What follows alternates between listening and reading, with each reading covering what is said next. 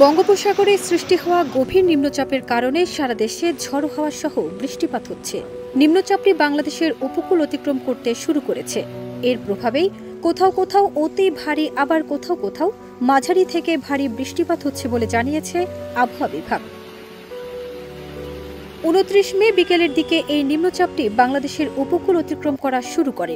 এর প্রভাবে দেশের অন্তত ১৪ জেলার বিভিন্ন স্থানে ২ থেকে ৪ ফুট উচ্চতার জলোচ্ছ্বাস হতে পারে। এতে দেখা দিতে পারে বন্যাও।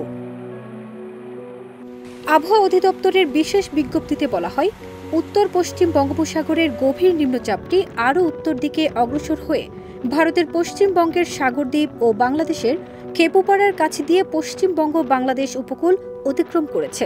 এটি আরও উত্তর দিকে অগ্রসর হয়ে উপকূল অতিক্রম শেষ করতে পারে। এরপর এটি ধীরে ধীরে দুর্বল হতে পারে।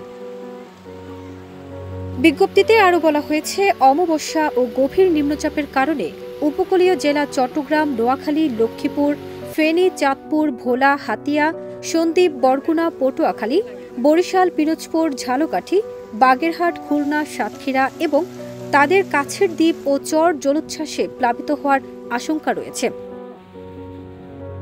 এছাড়া সিলেট ও ময়মনসিংহ বিভাগের সারিগুয়াইন, জাদুকাটা, বনু, ধলাই, খোয়াই ও সোমেশ্বরী নদীর পানি সমতলে আগামী ৩ দিন বৃদ্ধি পেয়ে বিপদসীমা অতিক্রম করতে পারে।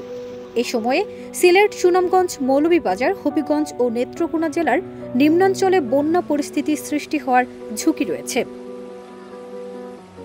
অন্যদিকে নোয়াখালীর হাতিয়ায় ঘূর্ণিঝড় আতঙ্কে সময় পার করছে এলাকাবাসী। বঙ্গোপসাগরের লঘুচাপ নোয়াখালীর উপকূলীয় অঞ্চলের বিভিন্ন এলাকায় বৈরী পরিস্থিতি সৃষ্টি করে কিছু কিছু এলাকা এরই মধ্যে প্লাবিত হয়েছে। নিম্নচাপটি যে কোনো সময় ঘূর্ণিঝড়ের রূপ নিলে নোয়াখালীর হাতিয়া সহ দেশের উপকূলীয় অঞ্চলে প্রাণহানি সহ সম্পদ ও ফসলের ক্ষতির আশঙ্কা করছে বাসিন্দারা।